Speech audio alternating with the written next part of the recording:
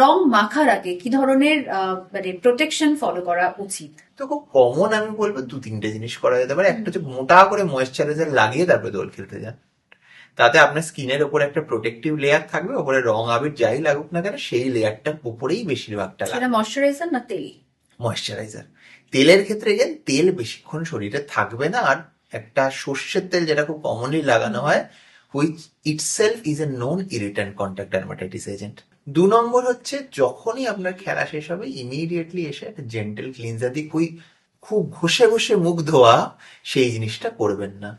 ওটাকে নর্মাল যদি রং লেগেও থাকে একদিনে পুরোটা তুলতে গেলে স্কিনের যে ইনফ্লামেশন হবে সেটাতে পিগমেন্টেশন মানে হওয়ার চান্স ন্যাচারাল বেশি থাকে। যতদিনে যায় যাবে। নর্মাল স্কিনে আপনি ঘষে ঘষে চাইলেও তুলতে পারবেন না, কারণ স্কিনের মাল্টিপল লেয়ার তো ঢুকে যায়।